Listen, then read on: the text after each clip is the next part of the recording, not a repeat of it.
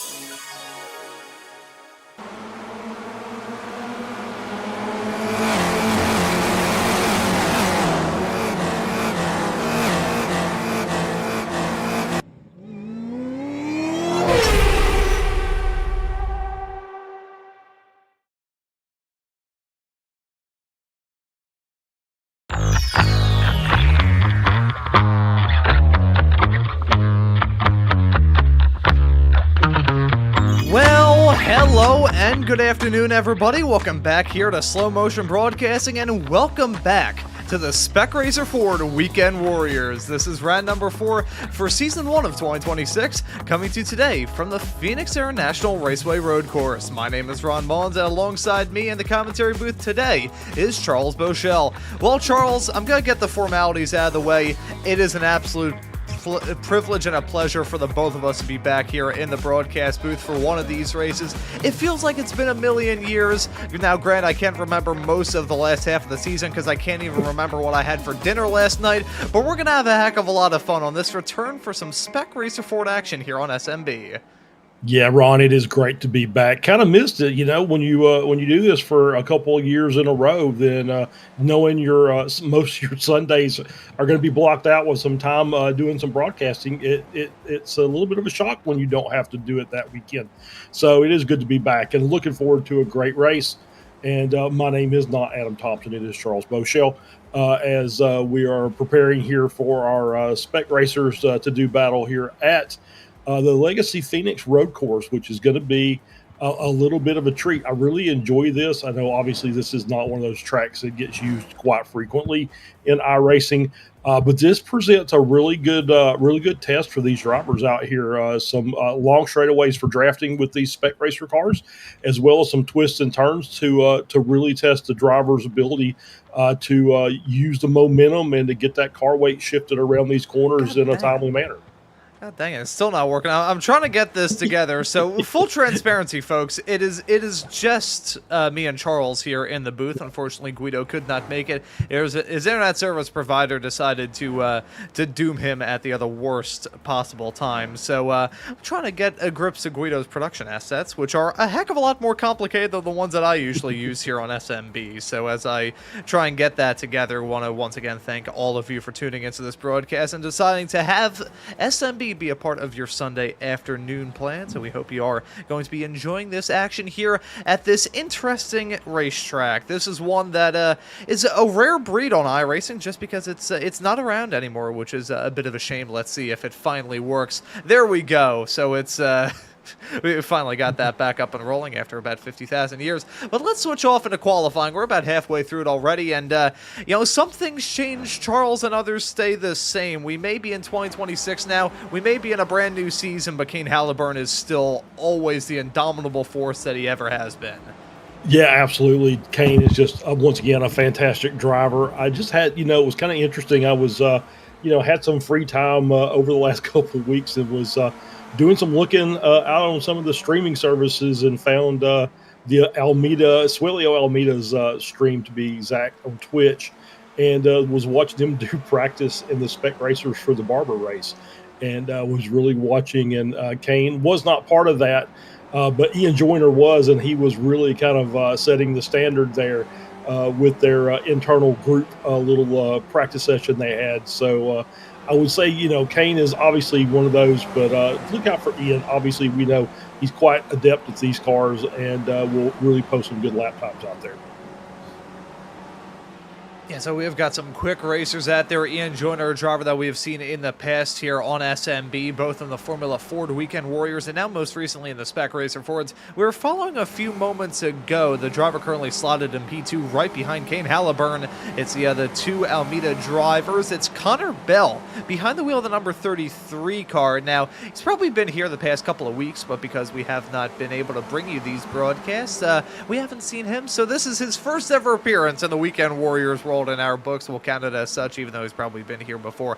Connor Bell in that number 33 car, a very nice looking Almeida racing scheme. Currently pretty much an Almeida 1-2-3 with Ian Joyner not running the Almeida colors per se, but he still has the Almeida logo on his car, so we'll treat it as such. Slotted in fourth, though, and a little bit farther up the road is Dirk Braun, a past Spec 2 champion in the Weekend Warriors world and the sponsor to make these broadcasts possible once again here on SMB. And now, usually, folks, I practice some of these sponsor reads. However, we're doing it a little bit different. I saw this when it was shared with us back on the 7th, so this was just a handful of days ago, and I decided that I was going to save it for now. So, ladies and gentlemen, I present to you the sponsor of the Spec Racer Ford Weekend Warriors here in Season 1 of 2026, that being Durkee's Dickles. This race is sponsored by Durkee's Dickles. They know that every lap is hot and that consistency matters.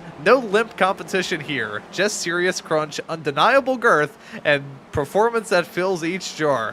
Whether you want mild, hot, or why the hell did I think I could handle that, they bring the heat and performance you can feel. Durkee's Dickles puts the tickle in your pickle. Yo, Charles, I'll be honest, I think I've now officially jumped the shark from my time on these Weekend Warrior shows. It is all downhill from here. Yeah, maybe so. I'm sorry, I had my mic muted there. I was laughing too hard.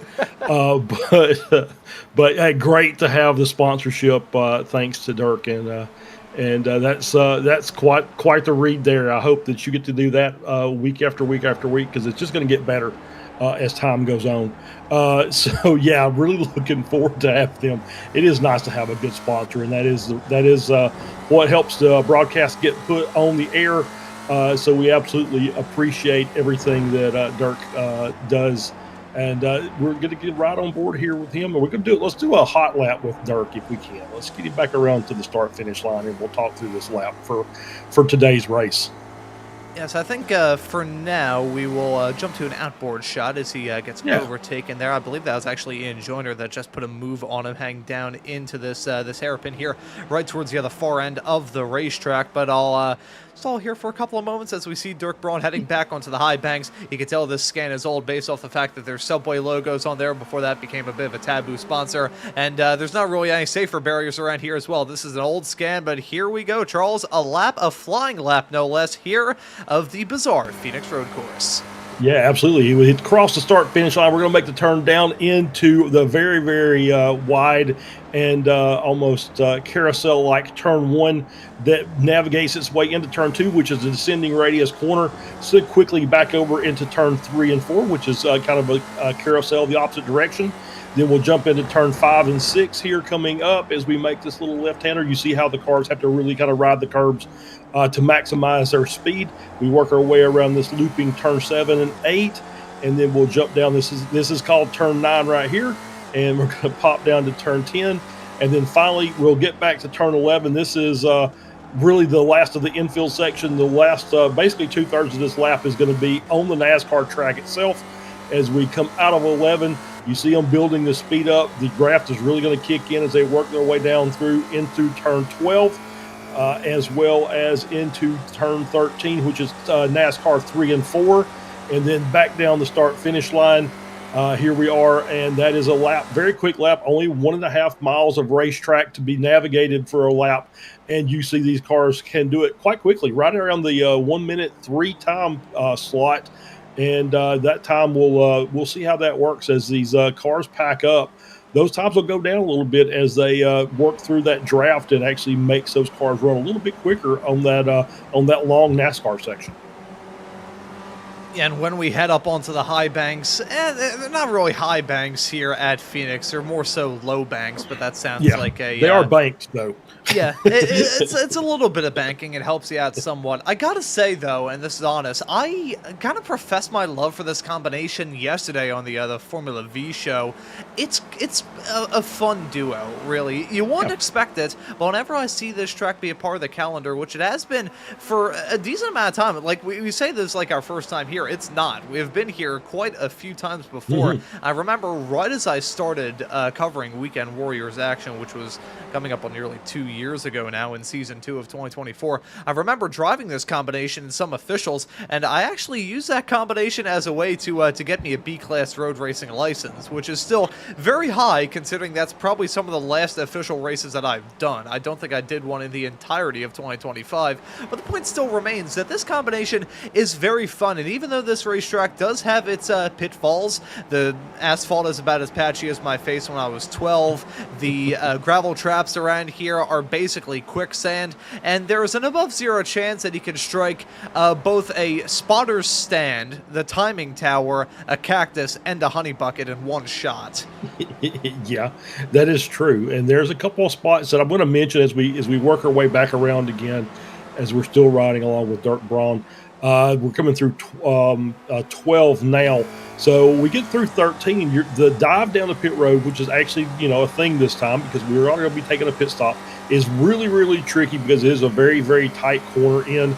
But the bigger problem is going to be on the out. As you see, that right there is pit exit, and you got cars basically at max velocity going down into turn 1, and they're going to be looking with their head on the swivel to the left to make sure there's nobody coming out of pit road at the time they drop down off that banking down onto the infield section, because we have seen issues there with cars exiting the pits as cars are coming down hot and heavy off the oval section.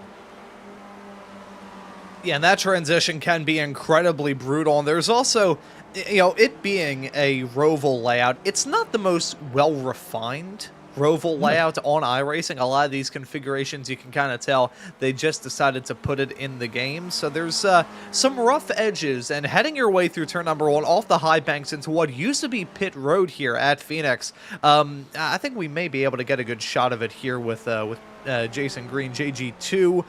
You can maybe see it a little bit. Yeah, that barrier, that is not a smooth, curved wall. That is basically Jersey barriers meeting another section of Jersey barriers that comes to a really sharp point. I think it was the IndyCar race in the streets of Detroit when they first brought IndyCar back to the streets of Detroit in 2023. They actually had some pretty big problems surrounding the joints in the barriers, how they weren't really that smooth. They were very sharp, and it would essentially come out like a big arm and grab the wheel and rip it off a race car rather quickly and abruptly. I mean, I'm trying to think. I think we've seen this during this SRF race, and like you said, we have been here before, so it's not like this is an unknown quantity. We've raced here a few times over the span of my 3 years of covering this. Oh, by the way, this is my 3-year anniversary covering Spec racers, both with SMB and with another former company. So it's fun to be back on the air for that. But yeah, I think we've seen battles going down into turn one where somebody has kind of ricocheted off the point of that wall there at the end of pit road. That just there's not much racetrack, and the outside of those, especially down into one, the outside line doesn't seem like it wants to allow the cars to kind of work its way off of the banking down onto the apron quite as easily. So everybody wants to go to the inside, and I think we've seen it where we've had some cars clobber that inside wall at least once in my memory, if I'm not just making things up to myself. But yeah, it's one of those that you have to watch out for sure. I've been making up things to myself for the past 22 years, which is saying something because I'm only 21. Following Jörg Mani at the moment, he's currently qualified in 9th in the 925 car. Nice to see Jörg out there on the racetrack. Looks like there's some I can't tell if it's paint splotches or he tried to drift and struck a deer. I'm not sure what it is on the other side of that car, but we'll probably ask for a bit more information come time a little bit later on in this show. But we've got a stacked field of racers, some new names that we haven't seen before, some names that we have most certainly seen before. This is Antonio Reese. First time I've gone to cover Antonio in a broadcast in what feels like forever. He's out there on the racetrack, currently qualified in 22nd. Our very own Mr. Joshua Wilkie is out there on the racetrack as well. 35 drivers in this session. Jeff Jacobson, who's running an interesting looking parking maneuver there, is currently qualified in 35th at the moment, but very close field. The entire field covered by only 1.8 seconds, with Halliburton looking to take the pole. Yeah, it's tight track, and you can't park there, sir. That's how you're supposed. So, Jeff, that is not your parking area. Good try, but yeah, it's so I'm just kind of curious. You showed Antonio Reese, but it's Wolveronio or Hulkonio or Double O Tonio or something else. And is it just now Antonio Reese? Let me see. I'm curious now. I'll try and find the other. Oh, it went away. Oh, it's Daredevilonio. There we go.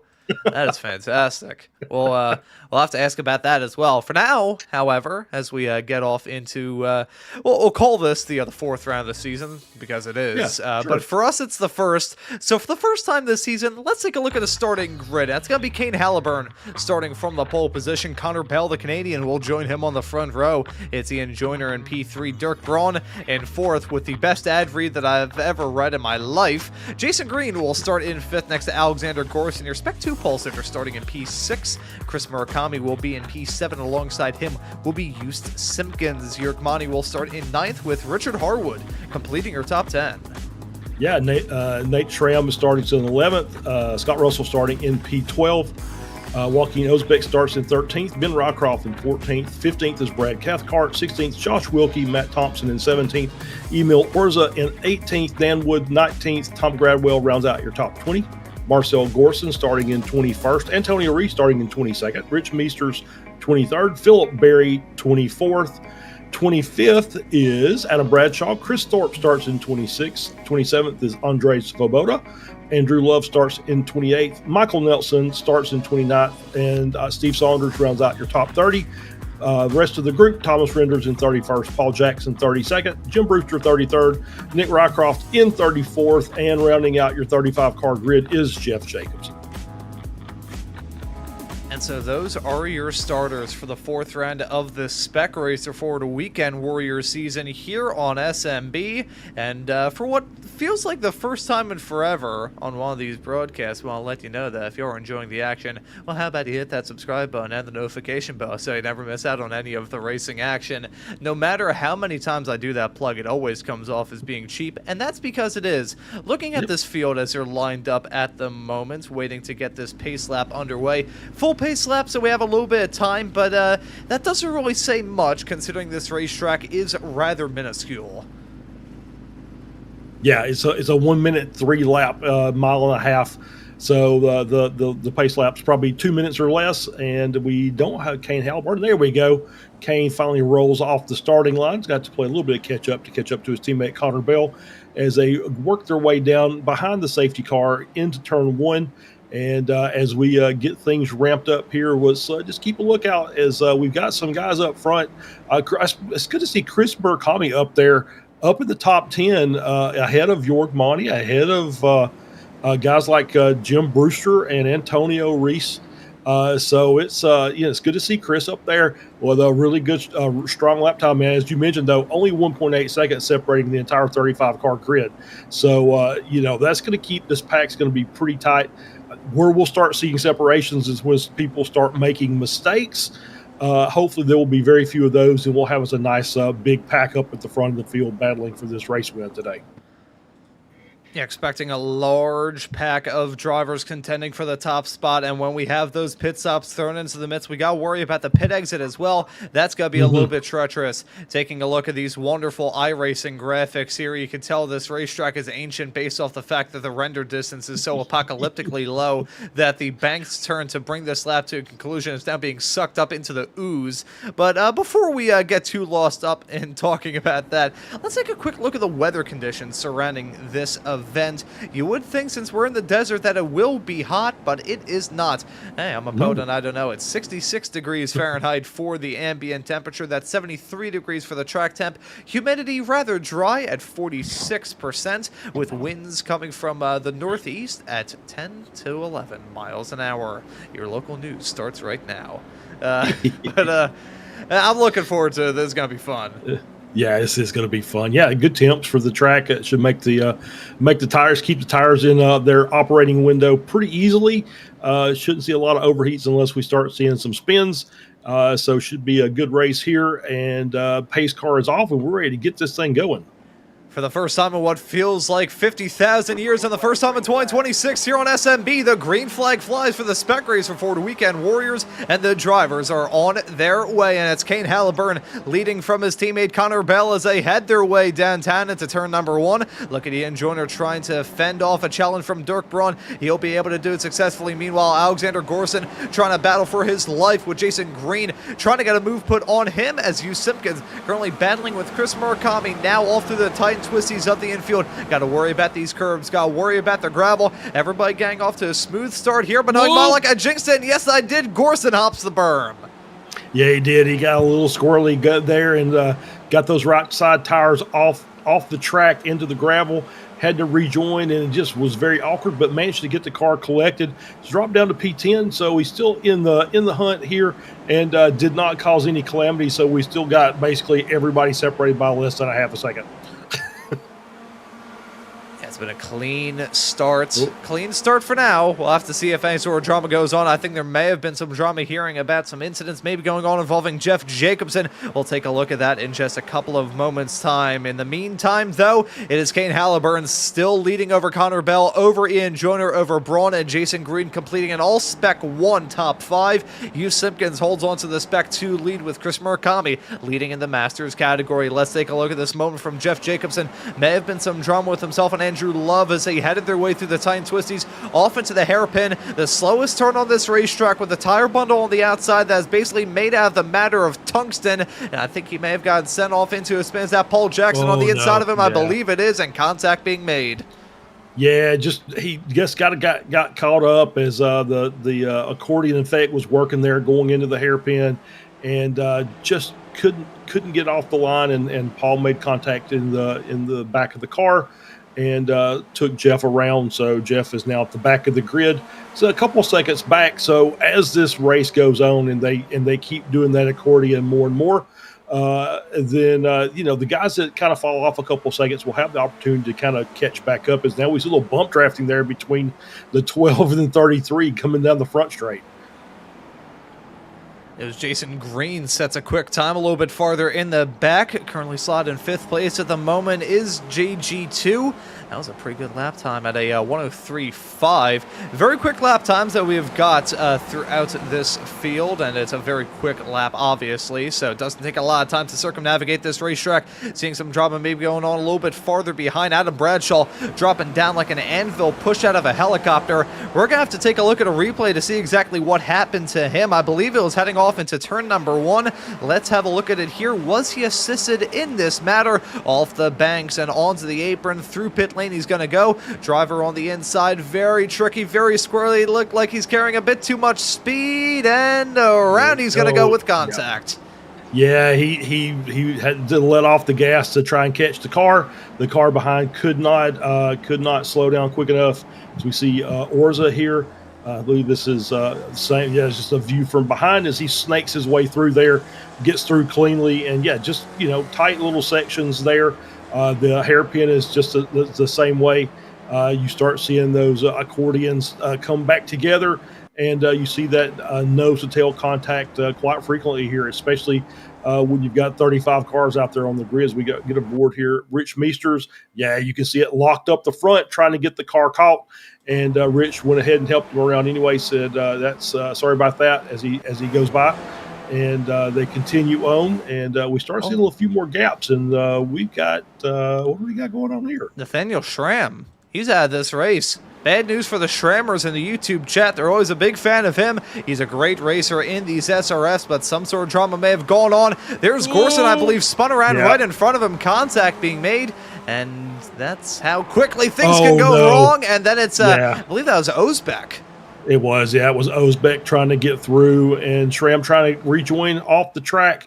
And Ozbek with the line on the track, and that's the guy that has priority to get through the corner and just know where to go. And you see all the contact there.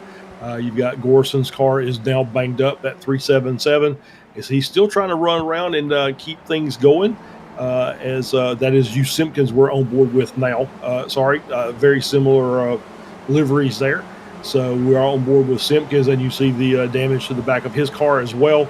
As continuing on, and we're starting to see some gaps here in the field as some of the faster cars are starting to show their true pace. We've got a nice gap there between Jason Green and Dirk Braun, almost 3 seconds. So Jason's really falling off there. So it's that top 4 really checking out as we got the 777 car around. That is Richard Harwood off in the grass, and he gets the car rejoined. That also looks like that might be a place where help was given to help that situation, as we'll get a replay here. Heading down into the hairpin corner to jump up on the NASCAR oval. You see Chris Murakami catching the slide, and then a sympathetic spin from Harwood on the inside as he's just trying to carry the car in too shallow and with too much turn in and too much throttle, and the result is spinning around in the grass. And I do want to give some love to Richard Harwood. This is probably the first time in my entire iRacing broadcasting career that I've seen a driver run a Lane House tribute scheme. Lane House, the team I believe where a young British car designer in the world of Formula One got his start, and then later on Adrian Newey became the most successful man in the history of Grand Prix racing. I think there may have been some drama going on right in front of him. Yes, there is. Side-by-side racing as they head their way into the hairpin. Never mind, make that 3 wide as Daniel Wood gonna lose that on 2 spots in 1 shot. Marcel Gorson gonna be the one benefiting from all of that. He's now gonna be the one punching the hole in the air with everybody farther behind. This is gonna be interesting to see who is going to run this the best. Richard Harwood, we run on board with him right now. Marcel Gorson, the one right in front, is side by side between Daniel Wood and Matt Thompson. This is a battle for 15th. Yeah, absolutely. I was listening to Harwood's car as they were coming around through NASCAR 3 and 4, and he was having to feather the throttle a little bit just to make the car stick going around the bank. there on the NASCAR section, can't take that thing full out. So very interesting. I would have thought that section would have been just basically mat the throttle and go, but apparently it's a little bit tighter than I even realized.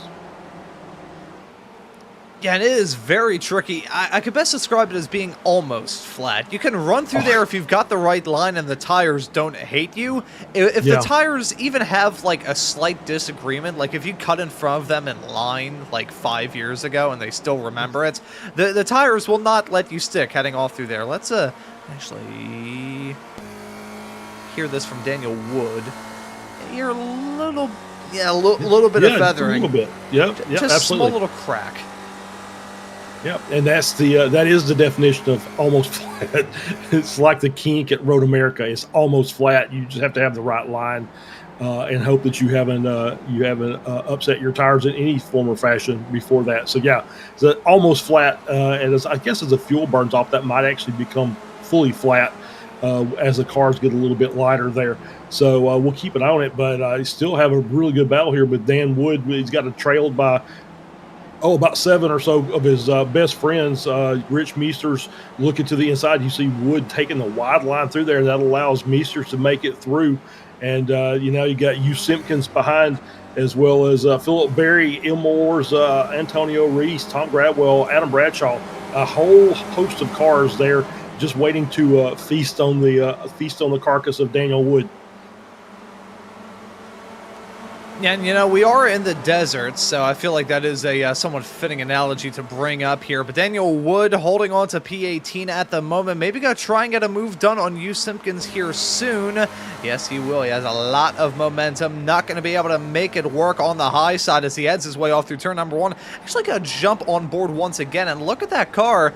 That is some rather significant damage on the back of Hugh Simpkins. These Spec Racer Fords, they're not made out of the strongest or lightest body panels. They are made out of stuff that works as a body panel. As long as you can't see the chassis or the driver for the most part, you're good in terms of making the body work for a Spec Racer Ford.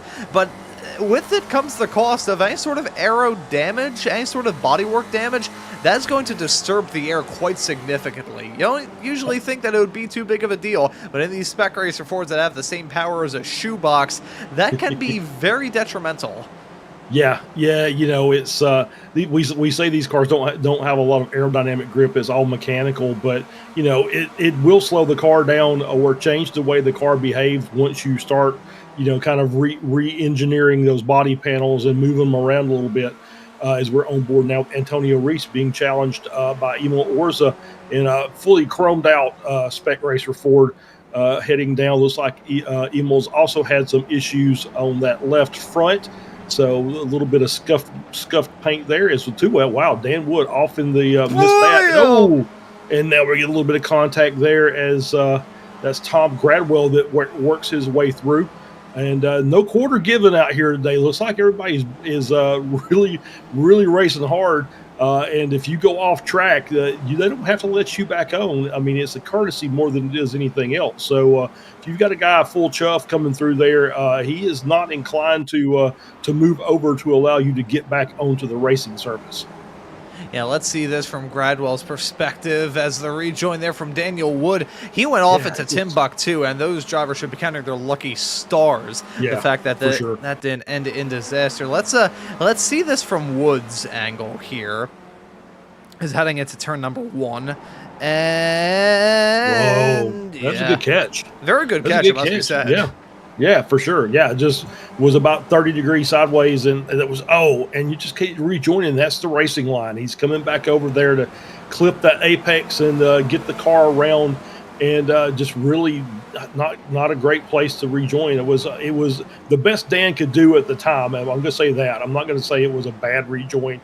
He was narrow, as a very narrow entry angle back onto the track, but it just happened to be right in the apex of a corner. And everybody running into trouble now. There's Matt Thompson. He's dropped down like a stone thrown into a pond. Let's see. This was side-by-side racing heading down to turn number 1. I believe that was himself. And was that Marcel Gorson that he was duking it out with? Gorson, I believe, runs a little bit wide. And then Thompson trying to cut back. Loops it around off through the turn and is having to back out of it just to try and get out of harm's way. That's a trouble about this racetrack. Oh, Jackson.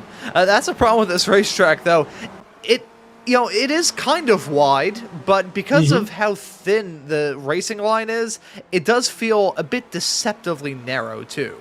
Yeah, it is probably a much narrower racing line as we got. Who is that? Is that JG? Oh, it's Cathcart in. Okay, I'm sorry. It was very reminiscent of Jason Green. So that is Cathcart in for his pit stop. He said, "You know what? I'm getting out of this nonsense. I'm going to come in here and get some, take some fuel on board." And the good thing is they do have a fast repair for these guys that have already suffered some damage. Once they come in for their pit stop and take on fuel, they can get the car reoriented properly, and they'll be able to get back out there and racing. And these 3 guys have just checked out and left.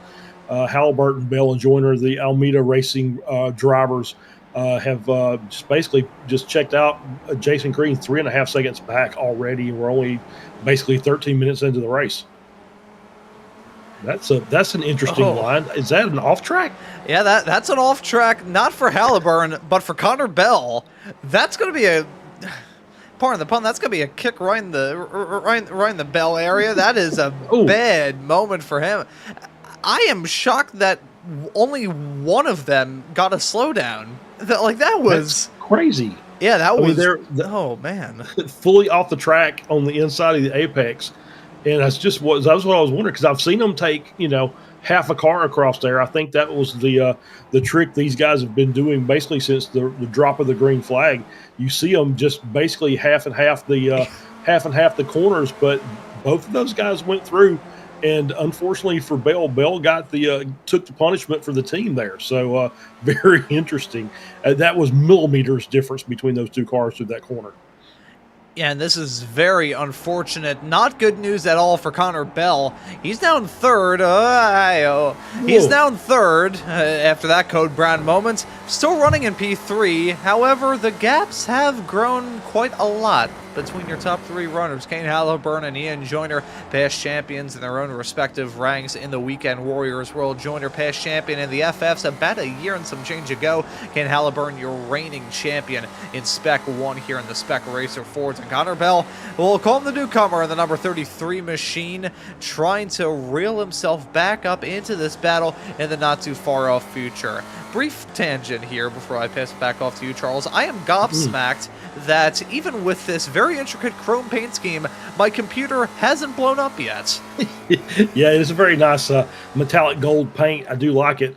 And I'm just kind of watching as we're back on the NASCAR section of this.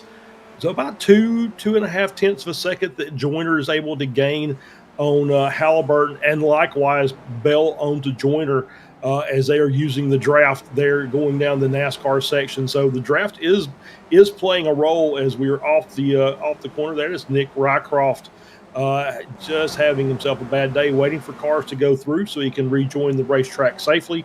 So there is a chance, if you're still within that 1 second, that's our magic draft window. So if you win 1 second of the car in front, you can the draft will allow you to make up the time as long as you don't make any further mistakes. So it looks like that's what's happening as you see Joyner's basically crawled all over the back, and maybe a little too close there to Halliburton as they came out of the hairpin there. Yeah, he got very, very close. A bit too close for either driver's comfort. And now Ian Joyner is going to be at risk of losing P2 once again to Connor Bell. After setting the fast lap of the race by a considerable margin last time by, he wants to try and not only prove that he is a rightful podium finisher, not only prove that he's a rightful P2 finisher, but maybe challenge Kane Halliburton for the race win. But it's close quarter stuff into one. Connor Bell getting very close to the back of Joyner. We're looking at these racers running the odd line. Look at Connor Bell. We saw him with that odd line a little bit earlier on, and definitely a bit less aggressive on the cut through there. Yeah, I think that was what the whole goal was. I think maybe that's the right line is just taking about half a car length over that curb, half a car width over that curb, and just cutting this track even tighter than it really is. But it was nice to see Connor Bell. He said, "I don't want to get around you. I want to keep the momentum going." And he's just basically pushing Ian Joyner down the straightaway, and they're both gaining time on Halliburton because of it. So nice teamwork there to get these three cars that are all teammates back together. And he says, "You know what? I'm not going to fight you. It just costs us time, so I'm going to push you, and we're going to make up time back up to Halliburton." Yeah, so that gap is once again going down to 0.7 of a second. It's working well for now, but one thing that we can most certainly say about your race leader of Kane Halliburton, Charles, we've experienced this quite a decent amount both last season and just in our respective times covering both Weekend Warriors and just racing period on iRacing. Kane Halliburton is quick in pretty much anything that you put him in. I think he would probably be able to get like an Amish cart and horse buggy around a track at speed if he gave him the opportunity to. Yeah, in my time with iRacing, I've got a chance to do some different things, as a team owner. I've got a chance to meet other people, and was helping out one of the streamers as kind of an assistant team manager for, I don't know if I will say it, VCO Infinity, where it's 5 drivers, 5 tracks, 5 cars, and you just kind of round robin those as Halliburton comes into the pits. And Halliburton was on our team, so I got a chance to meet him a little bit, him and Swelio both. Really, really good guys and really good racers. As evidenced by the fact that Kane just basically can drive anything, and Swelio's now driving, actual real life race cars. so it's been kind of fun, and that is one of the good things about iRacing. You get to meet a lot of different people doing a lot of different things. Yeah, so Kane Halliburton, a driver that I've gotten to interview on these shows as well as on some Radical SR10 racing as well. I remember I interviewed him on what was my farewell show covering Radicals because I was going into retirement, quote-unquote. In reality, I got yoinked off of that show for no obvious reason, and that's why we don't do that here on Slow Motion Broadcasting, and that's why I'm back on those shows on the iRacing Esports Network. Kane Halliburton holding on to P19. Not salty, not at all. Oh, a slowdown from Halliburton. That's going to be a bit big. He may have just gotten hit by the same bullet that Connor Bell got hit with earlier on.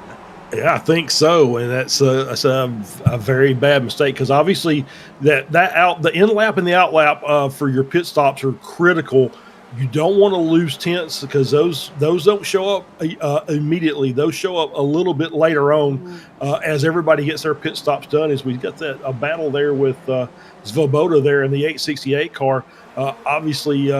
Is now also an Almeida Racing Academy driver, and is now got a chance to sit behind the professor and do a little bit of learning during the course of this race. So let's see if Halliburton see if Svoboda can manage to hang on to Halliburton for a couple of laps here. Yeah, so as this battle is still maybe going to flare up between Halliburton with the pit stop already in his rearview mirror and Svoboda with the pit stop right in front of him. We jump back to the front pack. Ian Joyner, Connor Bell, they're close together. Ian Joyner last time by was able to set the fastest lap of the race, breaking down into a 103.003. Quick lap times from the both of these drivers trying to get the max out of their race cars that they can. Still quick on the lap times, quick on the gun, dealing with the lap traffic. But the lap traffic isn't dealing with them too well. We're going to cut to a replay here of a moment going on involving Mr. Joshua Wookie, a wonderful TW3 scheme. Probably not the best time to mention that as it's side-by-side racing into one. Brilliant move from Josh, it must be said. But then I think the red mist may have caught out Marcel Gorson, and they're going to touch. That's unfortunate. Matt Thompson piles in. Yeah, no, that was, don't think that was a red mist. I think that was just maybe Josh just felt like that car was getting away from him and kind of checked up and left the inside open. And Gorson said, well, if you're going to leave the inside open, I'm just going to try and cross you over. But then, everything caught up, and next thing you know, those cars were together. Just cost Wilkie a little bit of time. Thompson, obviously, a little bit of time. They still got a chance to get in there and get their pit stops done, I believe. No, they've actually already done their pit stop, so that's not good. We're back to the front here, and Connor Bell just content to stay behind Joyner and keep pushing. Identical lap times last lap, down to the thousandth of a second, 103.405 for both of those cars. 0.3 of the second, the gap is Connor now flirting again with that slowdown on the inside of that corner. There he's got to be very careful. But both cars are running that same line. You kind of see that these guys maybe done a little bit of practice together. Maybe that's a standard thing for these Almeida guys, is getting together and running practice on these tracks in preparation for this race. And it's paying off, obviously, with the top three being those Almeida cars until Halliburton pitted in. We'll get a little smoke, which means we had a little bit of a spin, and that was a car on the inside. Could not see the number on that car as they went by. Maybe Ben Rycroft. That might have been the 735. Not really sure. But the pushing up here, the bump drafting is continuing between these two cars. Yeah, they're still bump drafting like madmen, heading down the straightaways. It's actually right on board with Ian Joyner here, as you can hear the tires screeching in these Spec Racer Fords. Seeing a pit stop as well. Marcel Gorson, the latest to come down pit lane, and just the latest racer from the top 10. Looking at this field, the highest up driver to come down into the pits is Kane Halliburton, running in 16th at the moment. You have to go back to Ben Rycroft in 22nd to find your next competitor. I believe Rycroft is running directly behind our leaders at the moment. And yes, he is. So nice spot for him to be in, getting the draft from some of the fastest cars out there on the road. Mm-hmm. But with 23 minutes already on the clock, 17 left to go, I feel like it's only a matter of time before we're going to see that slow trickle of drivers down pit lane turn into a full-on monsoon. Yeah, I was kind of thinking about it. This is I'm trying to think back to the last time we were here. You know, it's usually around that 30 to 32 minute mark is when you'll see the last of the cars that were really doing some fuel saving come into the pit. So that's kind of what I'm looking like for this. This is like a pretty good mix of full chat, mash to gas, and some braking and feathering of the throttle. So I don't know that it's a particularly fuel heavy racetrack. So this may be on the longer end of that. So maybe in the 32-minute range, we'll start. That'll be when the max distance for these cars is going to be. So, we're into that point now. We've got about basically from car 20 down, along with Halliburton. Looks like they've all made their stops for the race. So we still got about the top 19 or 18 cars as Orza now comes into the pits for his stop that have yet to pit. So we'll start seeing those guys come in, probably ones and twos, and then everybody all at once at the end. Oh, and this is a dangerous game that these two are running. The bump drafting is getting more squirrely, more treacherous, and it's not too incorrect to say more terrifying. Every single time I start to see these cars get a little bit more wiggly, they've gone from being about as firmly set as a chunk of concrete. Now we're kind of getting into Jello territory, I think is probably the best way that I can sum it up. And I do have to wonder, of course, these two drivers are Almeida Racing drivers, so I'm sure they're probably in the same Discord server, probably having a little chat about how to strategize and plan for this race. If they're not, however, how does this come down pit lane if Ian Joyner wants to come into the pits and Connor Bell doesn't? How does this work? Well, you see the entry to pit lane there is see the orange line show up on your screen or the yellow line show up on your screen. You will have to drop off of that, and you're gonna if he's bump drafting you and you're coming into the pits, that is going to be a problem. So hopefully they are in the same Discord. But I think that for me, I think the bigger thing is we were on board with the cars earlier, and that's not full chat all the way around there. They are having to do a little bit of lifting and feathering there of the throttle on that NASCAR section.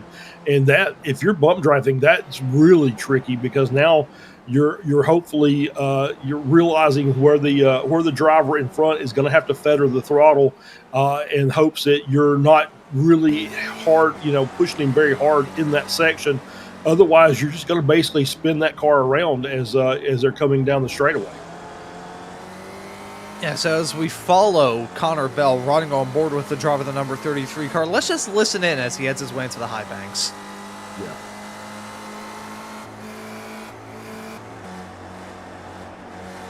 A little bit of feathering. I think he timed the upshift as well as he could to try and stall out the momentum a little bit. And then, one thing I'm surprised I haven't mentioned thus far in this broadcast is with the way the final turn is here, you see it kind of cranked up to 15 quintillion in real life, which I think is a little bit overblown the other way that this racetrack is in the NASCAR, what used to be the season finale. Now it's going to be a little bit earlier on in the season, I believe. But either way, that final turn, even in this old configuration with grass on the inside, in these Spec Racer Fords, you can run a lot of different lines heading your way through there, which can create a tantalizing prospect if you want to get a move done. Quick little mention of black flag for Phil Berry. I think that's on pit entry. Unfortunate moment for him. Oh, no. And if that's on pit entry, that's a 40-second stop before you get your service done. So he will be penalized immediately. Very unfortunate. That's going to push him way down in the order as he gets that done, gets his stop made. So he'll be sitting there for about another 40 seconds or so as his fuel is onboarded. And then he sits there and waits for them to say, okay, you've paid your price, as these cars are still going to run. Jason Green now in the pits.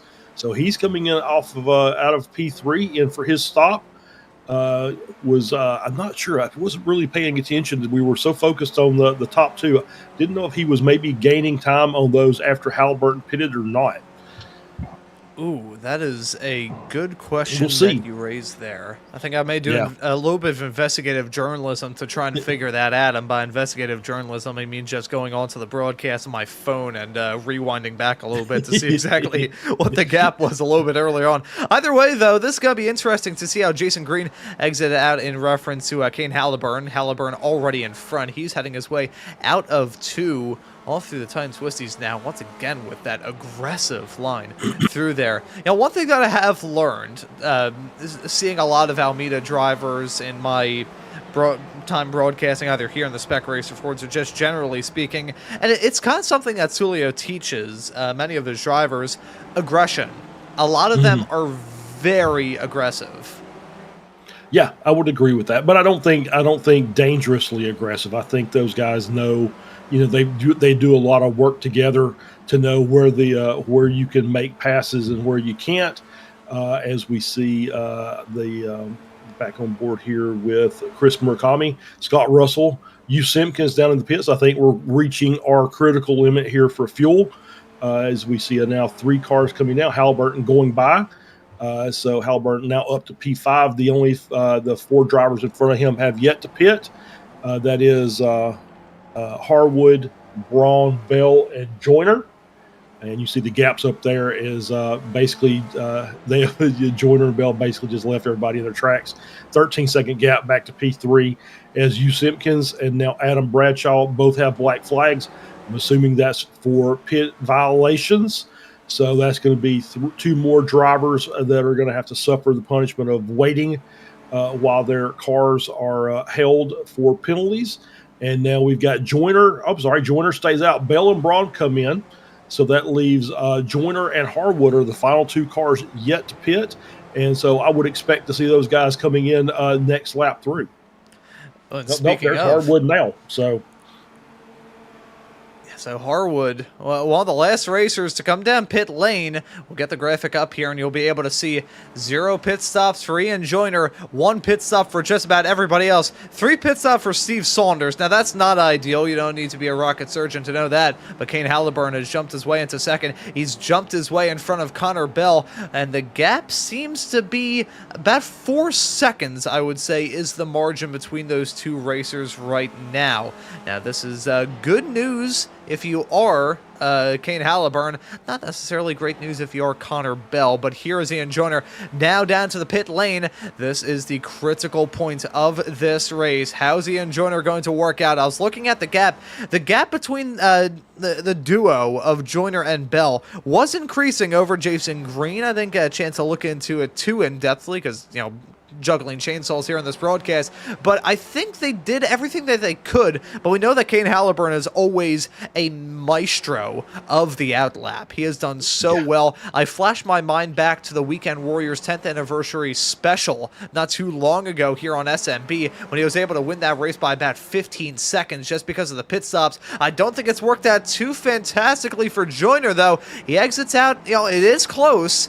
Connor Bell has been dropped out of this field, but Halliburton, he is still holding on to the race lead, but Joyner is there to pounce. Yep, Joyner's right there, and here's the reason you see these gaps as they are. Pit lane time for Connor Bell was 44.35. Pit lane time for Ian Joyner was 41.1. And for Kane Halliburton, 39.6. There's your 1 second on track. Even with the slowdown that Halliburton got on his outlap, he was still a second and a half faster than Joyner on the pit lane from cone to cone. So there's your gap, and that's those are the hidden tints that make you a champion and make you a really fantastic racer. The ability to win a lot of races by maximizing your time down the pit straight. Yeah, and seeing as well the pit stop time that they had as well. Of course, the pit lane time, that goes without saying. The pit stop time, though, there was a bit of discrepancy there. Kane Halliburton, 12.2 seconds compared to Ian Joyner's 11 seconds. But you wouldn't think that was the case considering the pit lane times. Now, one thing that we always bring up here on these broadcasts, Charles, and it gives these cars a unique flair, is the fact that they do not have a pit lane speed limiter. You pretty much just have to run an old-fashioned, old-school, feathering that gas pedal to try and figure out exactly how you can get the most out of it. And one thing that has been changed, which I learned on, it was XSLR last week, in fact, with our old pal, Mr. Adam Thompson, the dry Thompson, not the meowing Thompson.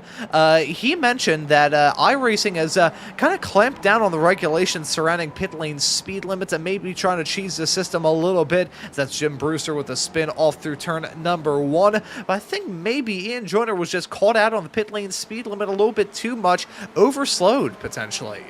Yeah, that definitely seems like it. It just set the fastest lap of the race, though, and he has closed the gap down to Halliburton. So this race is not finalized just yet, with about 6 minutes and change to go. Ian Joyner has managed to get that gap down to a half second, so he is closing on Halliburton. So there is a race still yet to come. As Jim Brewster, we saw the little spin there, and I believe he may have passed the incident limit and now has a drive-through to serve. That is the black flag beside his name there. So you see him coming down the pit lane now. So these guys are out there. So I wondered if maybe Halliburton is considering his fuel levels. Because his was 12.3 stoppage time, so that was the amount of fuel he took on board. Actually, it was more than what Joyner took.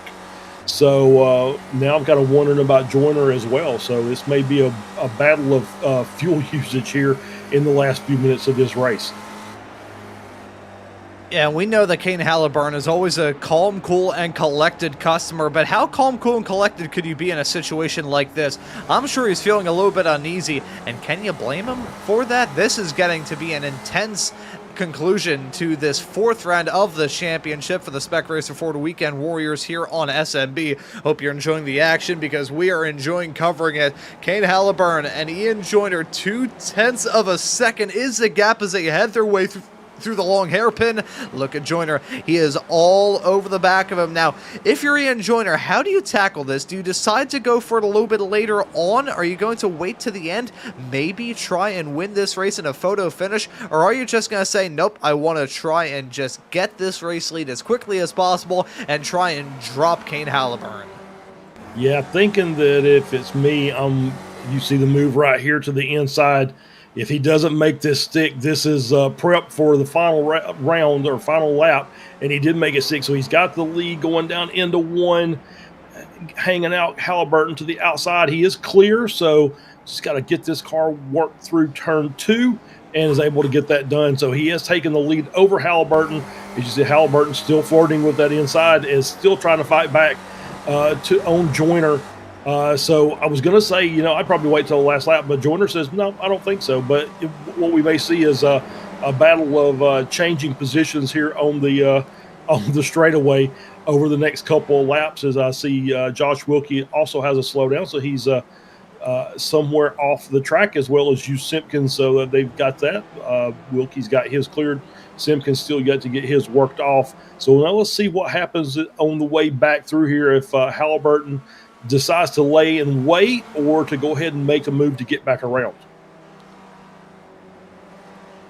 Yeah, we're now getting into crunch time. Look at Joyner running all the way down to the apron, trying to break the draft from Halliburton. Halliburton still has a mighty run, though. Will he try and go for the move into turn number 1? Let's see, as the 8 car holding on to the inside line, covering it off as strongly as you can. You can't see this apex until it is far too late through that turn, so you got to be confident in your race car. The bad news is, for Joyner and Halliburton, the other racer is just as confident in their car as they are. So this is going to be a titanic fight as we get to the end. 3 minutes left. We're looking at probably the white flag, not this upcoming time by, but the time after that. Actually, I say that maybe a little bit more, considering these lap times are just a shy over a minute.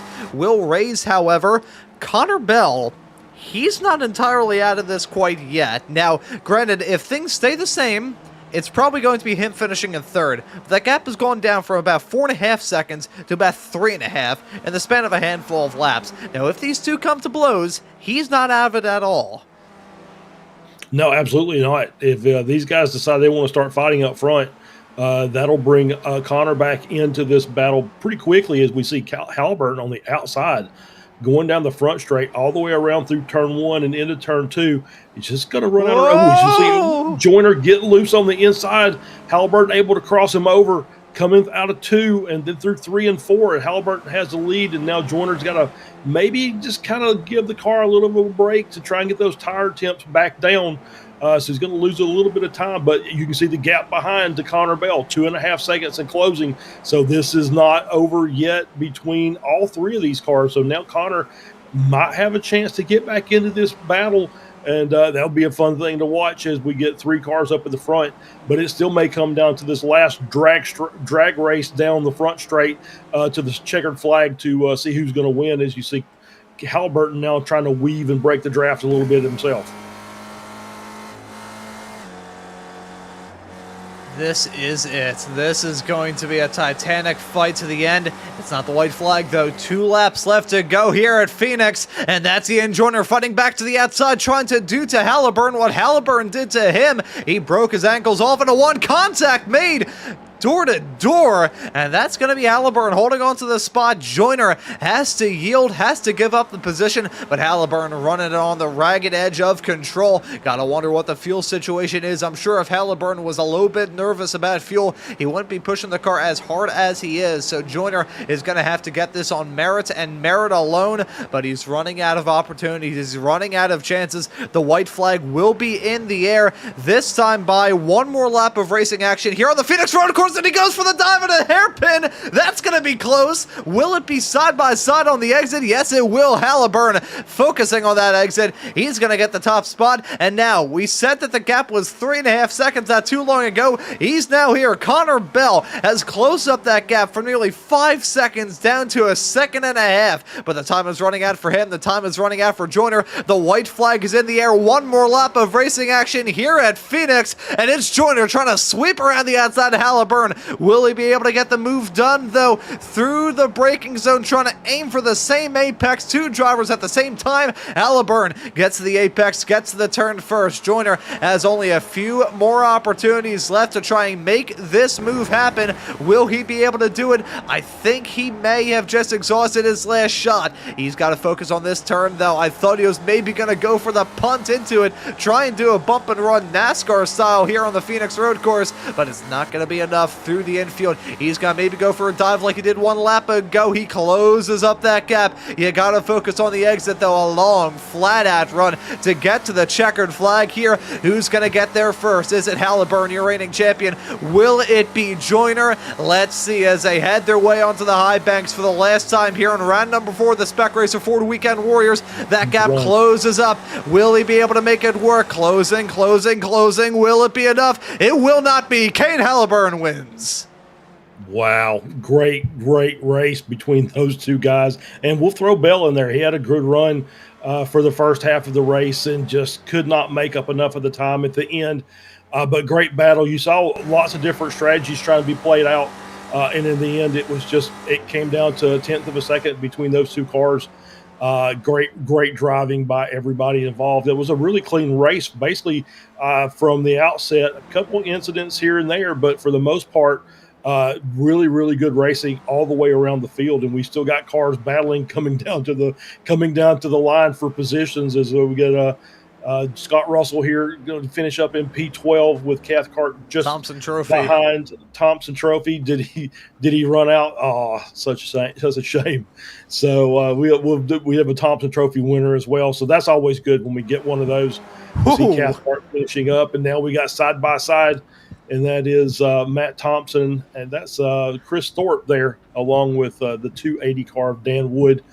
Two hundredths of a second the gap between those two for P18 and P19, which doesn't sound like much, but these guys race hard for the entire race, and it doesn't matter what position they're in. If there's a guy near them, they're going to race them to get there first. And now let's see. I have a bad feeling about this. Now, Phoenix has some oddities. Oh! Okay. Yeah, I was expecting them to try and reel it up and try and hit the cactus on the inside of the final turn, but we're not going to see that. Instead, we're going to see whatever in the world we're witnessing now. I say this time in and time out. These racers always stun me, the way they find new and inventive ways to wreck a race car. That was Jeff Jacobson, I think, coming in for the kill, but I don't think it worked out too well in his favor. It did not. It did not. No, and I think that was just we're sometimes they find ways to get good jumps in and destroy their cars, and this time it was just, you know what, the straight line method works really well, so let's just do that. So that's what they've done, and they've jumped their cars. So we can put those in the hey, grab a couple of pickle jars, and we'll pick up all these spare parts and take them back to the shop. I am absolutely. Oh my goodness, Adam Bradshaw! He just got clobbered there, and I think he nearly ballparked it. I wonder if I can get a replay of this. Not sure if I will be. I'm not sure what just happened there. Not sure if I'll be able to do that. Why do these Spec Racer Fords occasionally just turn into Beyblades? I do not understand. We'll have to get in contact with a physicist to try and figure out how all this works. Hearing one more driver maybe coming in for a kill. Nope. No, I am wrong. I am wrong. That is not what was going on there. Let's take a look at the race results, though, before I start to see any more drivers strike the moon. And want to thank once again our finished this race in P5 finisher, Dirk Braun, at the end of this race for sponsoring this broadcast and making this season of Spec Racer Ford Weekend Warriors action possible here on Slow Motion Broadcasting. If you didn't hear the ad read earlier on in the show, do hear it once more. If anyone gives me $1,000, I will put that in my demo reel and send that to a broadcasting company. Let's take a look at the race results here. Oh, that's a driver getting set up into the air. Kane Halliburton wins it. Ian Joyner finishes right behind a P2. Connor Bell walks away with a final podium spot in third. And then from there, it's Jason Green, JG2, finishing this race in fourth. Dirk Braun right behind in fifth. Alexander Gorson is classed in P6, winning this race in Spec 2. Jurek Mane finishes right behind in P7 with Richard Harwood.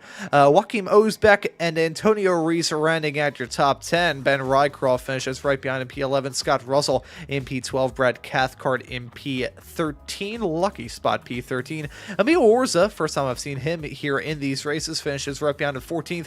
With Rich Meesters finishing in P15. Chris Murakami, Joshua Wilkie, and Chris Thorpe complete your first page of our results.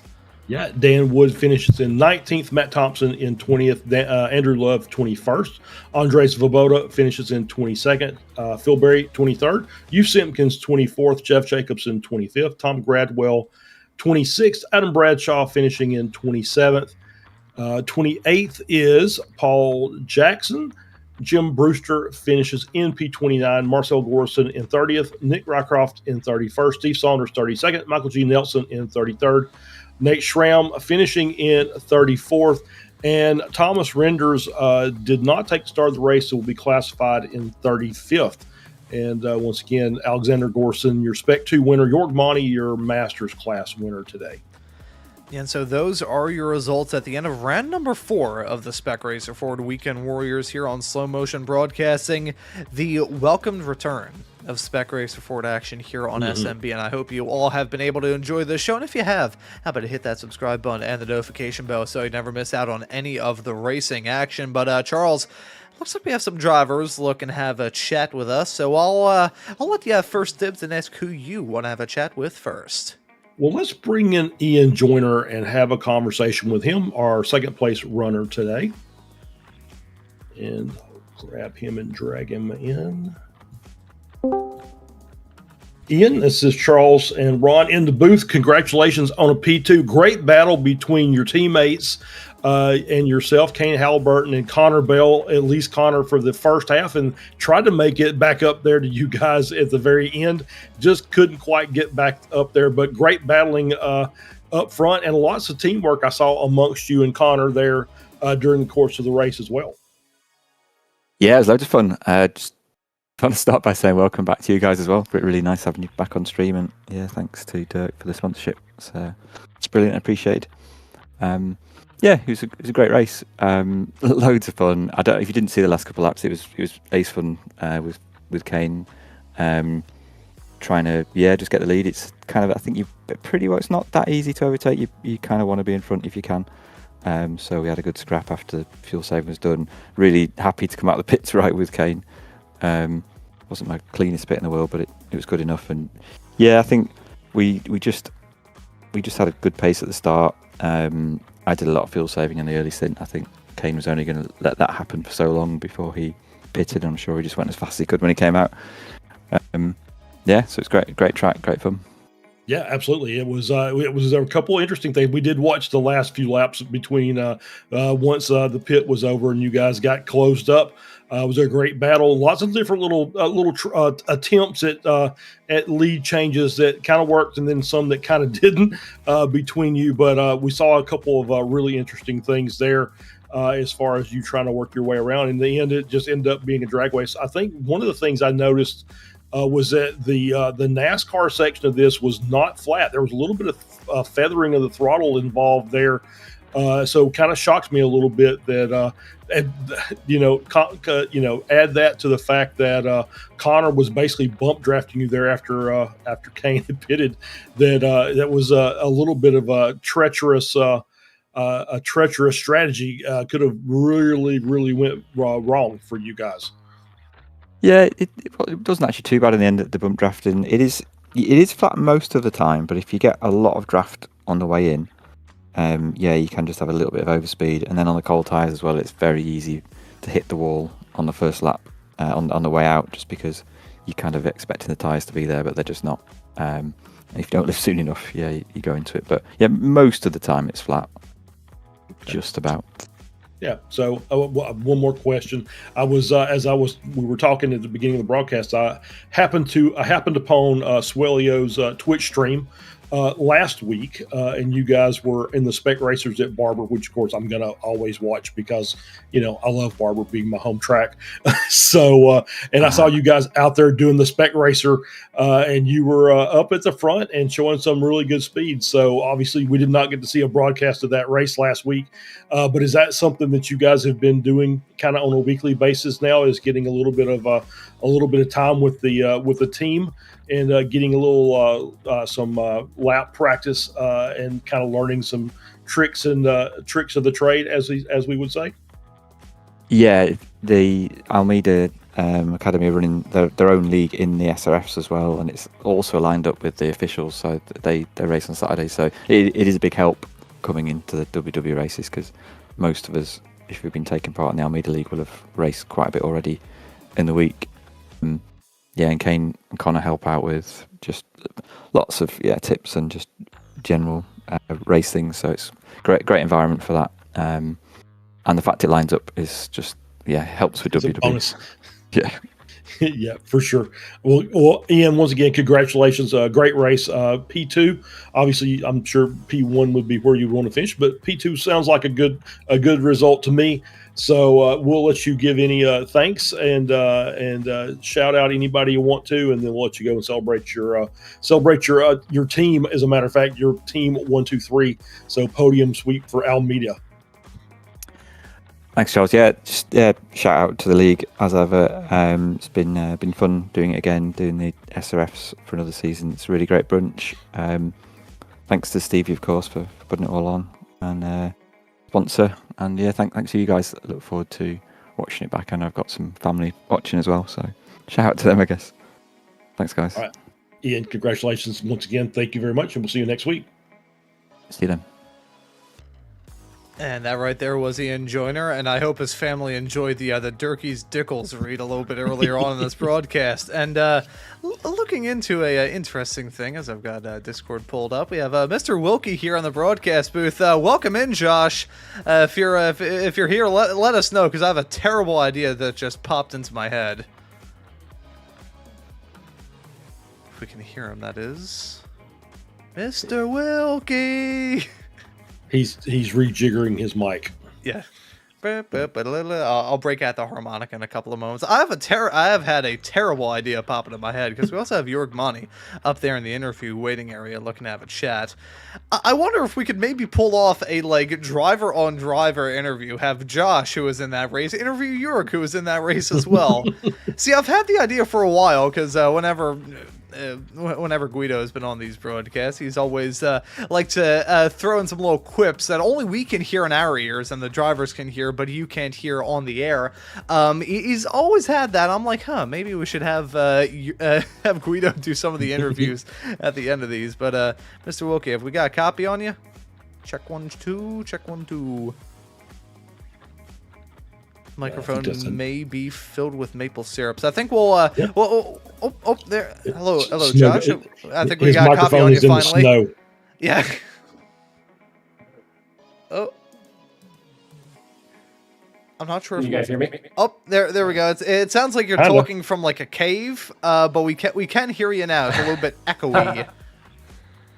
Yeah, sorry about that. I didn't really mean to pop in here, but a good race nonetheless. I got spun at the beginning. If I am here, I'd just like to say it's great to have the SRF Weekend Warriors back on SMB. It was a great day today. I had a bit of bad luck, but super fun. Glad to see it back up.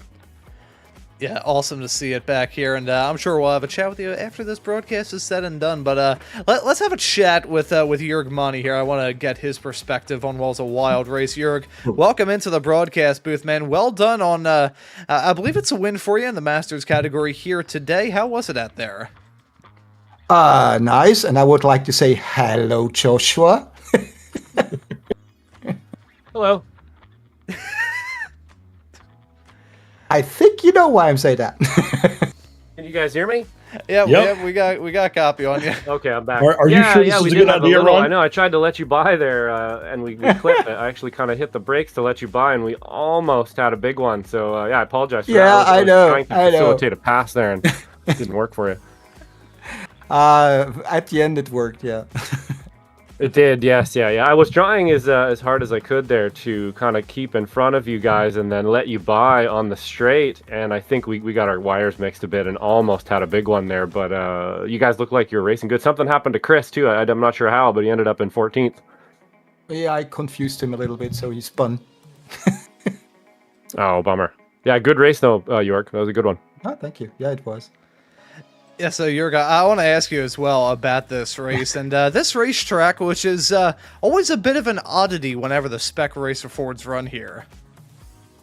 Yeah.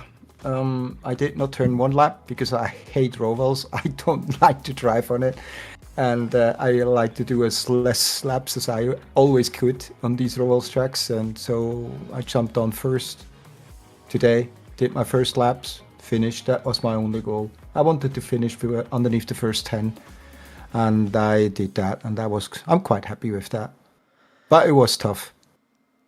I can imagine it was a tricky race from start to finish here, dealing with the bumps, dealing with a racetrack that has gone the way of the dodo bird, and some gravel traps are rather brutal here as well. I do want to ask you though, next time out, we're not necessarily going to be lifting off when it comes to these racetracks, because we're going to be heading up to Montreal, I believe, for next week. What are your thoughts heading there? Because that was the season finale last season, if I recall correctly. I don't know. It's a mixed feeling on this track for me, actually, to be honest. It's a stop and go track, so I don't really like those full throttle, full brake, chicane, full throttle, full brake, chicane, hairpin, and that's it again. I'm not really a huge fan of them. I prefer the roval tracks like these ones, because that's especially turn 1, 2, and 3. It's really difficult to drive, and that's what I actually like. So yeah, let's see how Montreal will be. Usually, sometimes good, sometimes not. But let's see. I will surprise myself. I'm sure you'll have some good pace there, and hopefully I didn't just jinx you. Jorg, as per usual, I'll let you give any thanks or shout-outs before we let you go. Of course, to Dirk. Thanks a lot, Dirk, for sponsoring the rest of the season. That's fantastic news. And hey, well done, guy. That's all. Hey, there we go, Jorg. Thank you for joining us in the booth. Well done, the Masters win, and looking forward to seeing you out there at Montreal next time out. Thank you, guys, and have a nice evening. We will certainly try and do that. It may change, though, depending on how the Eagles game goes a little bit later on today. That right there was Jorg Mani, your Masters winner here today. I say that knowing fully well that I know the square root of absolutely nothing about sports. But, Charles, this was a pretty darn good way to get back into the swing of things here for some Spec Racer Ford action here on SMB. Oh, yeah, absolutely. This was a really, really good race. I think these cars run really well here. Obviously, like I said, it's a really good test for the drivers of car control. And then we get a little drafting thrown in there, which is always fun. So, yeah, looking forward to Montreal next week. Once again, we'll be talking about tight racing with, as Jorg said, push the gas, brake, gas hard, brake hard, chicane. I think that's a pretty good. That might be a T-shirt. That might be a T-shirt coming out at some point in time that says that. So that might be okay. But great, a great venue for racing, and yeah, we'll see what happens next week. I'm sure there'll be some really good battles out on the track, as per usual with the Spec Racer Ford Weekend Warriors series. Yeah, and speaking of the action coming up here on Slow Motion Broadcasting, we've actually got a pretty packed schedule this upcoming week. Of course, in 1 week's time, you'll be able to see the return of the Spec Racer Ford Weekend Warriors from Circuit Gilles Villeneuve in Montreal. Interesting note that the Formula Vs will be racing there about 24 hours beforehand. But between then and now, we've got the start of a brand new season for the American Muscle Series, round number 1 of the season at Imola. You'll be able to catch Mr. J.R. Gregory on the call for that for the very first time. And a little bit later on that evening, you'll be able to see Sim Racers Group F4 at Circuit Zolder for the latest round of their championship, along with the F3s racing at The Bend. Yes, The Bend on the West configuration, one of the 50,000 different layouts of that circuit down there, down under. The Formula V is going to be running, of course, at Circuit Gilles Villeneuve. Same for the Spec Racer Fords. Interesting to note that the track name is different on both of them, even though they are the same racetrack up there in Canada. That'll be some fantastic action next weekend, but that is just half of next weekend's action here on SMB, as XSLR going to be running at the Daytona Road Course for the final race with the TCRs before we head off into the F3s and the final 4 rounds of that season. See, I would join you in that sentiment. I can say that off the air, but not on the air. The TCRs are absolutely fantastic. Next time out for Liberty Bell, Sunday night as well, same time as XSLR, you'll be able to see their first venture off with the Toyota GR86s, the newly refurbished Toyota GR86s running at VIR. And of course, on Tuesday, January 20th, you'll be able to see Sim Racers Group F4 action from Circuit de Barcelona, Catalonia. So a lot of action here on SMB. Gives you one heck of a reason to subscribe and hit that notification bell so you never miss out on any of the racing action. Want to quickly thank thank Durkee's Tickles for sponsoring this season of action. No, I will not be able to say that name throughout this entire season without having a slight chuckle. Thank the Weekend Warriors community as well. And thank all of you for tuning into this broadcast. The chat has been absolutely wild throughout this. Some funny moments. Lots of people enjoying themselves. We enjoyed ourselves on this show, and it is an absolute treat to be back here for the rest of the season here on Slow Motion Broadcasting. But for myself, Ron Maunz, Charles Boshell joining me in the commentary booth, and Guido's internet service provider that took him out of the production booth here today, I say thank you all so very much for tuning into the action here on Slow Motion Broadcasting today, and we hope to see you all wherever it is in the not too distant future.